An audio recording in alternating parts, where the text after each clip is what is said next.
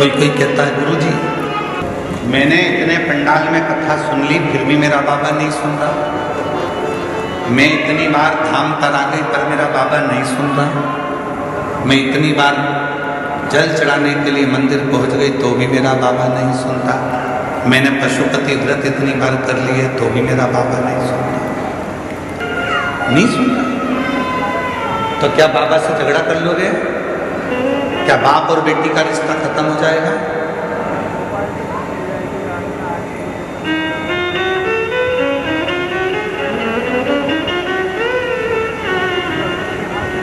क्या बाप और बेटे का संबंध खत्म हो जाएगा? एक बच्चा बहुत रो रहा था, बहुत, और बच्चा बहुत रो रहा था, बहुत रो रहा था। पास में बैठे हुए लोग कह रहे थे बच्चा इतना रो रहा है, बहन जी तुम्हारे हाथ में दूध की बोतल है तो उस बच्चे को दूध क्यों नहीं पिला देती हो? बहन जी ढक्कन खोलती हैं इस दूध की बोतल का, फिर हाथ लगा कर देखते हैं, बच्चा बिलक बिलक कर रो रहा है, भूखा है, माँ उसको दूध नहीं दे रही। दूध की बोतल पकड़ी है पर दूध नहीं दे रही। फिर रोया बच्चा, माँ उसको दूध नहीं दे रही। माँ ने बोतल का दूध हाथ में लिया, फिर चिपक। जब दूध हाथ में है ही तो दे दे बच्चे के मुख में, पर माँ नहीं दे रही। भले बच्चा कितना भी रोए, कितना भी बिलखे, पर माँ उसको दूध नहीं दे रही। क्यों? क्योंकि दूध अभी गर्म है। हो सकता है तुमने 5 बार पशुपति व्रत कर लिए, 25 बार तुम कुबेरेश्वर धाम आ गए, शिव जी के मंदिर में जल चढ़ाते चढ़ाते तुम्हारे 2-4 साल निकल गए, उसके बाद भी शंकर जी नहीं दे रहे हैं। समझ लेना दूध अभी गर्म है, देगा, थोड़ा समय लगेगा, देगा।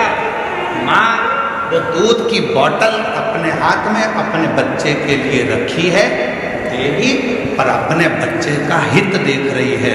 मैं दूध दूंगी और इसका मुंह जल गया, बोल नहीं पाएगा, क्या बोलेगा, इसलिए थोड़ा ठंडा कर कर दूंगी।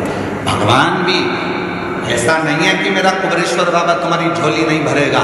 तुम आए हो, देगा, किसी को जल्दी देगा, किसी को देर से देगा, पर यह मत सोचना कि तुम उसके यहाँ जाओगे नहीं। जाते रहो। जैसे बच्चा रो रहा है, बिलख रहा है, तो भी माँ हाथ में दूध की बोतल रखी है, दूंगी, चिंता मत कर।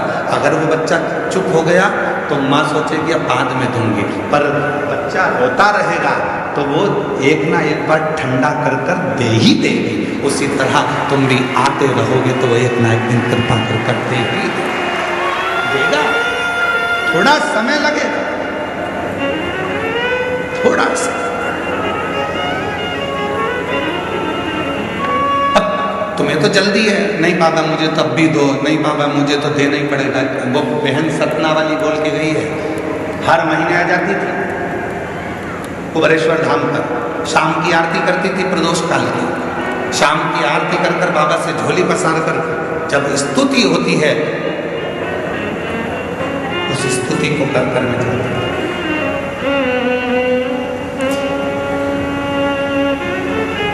प्रदोष काल की आरती में रोज प्रतिदिन स्तुति होती है। तब से खड़े झोली पसार, क्यों न सुने तू मेरी पुकार, तेरा ही सहारा है मेरे भोले बाबा, तेरा ही सहारा है मेरे भोले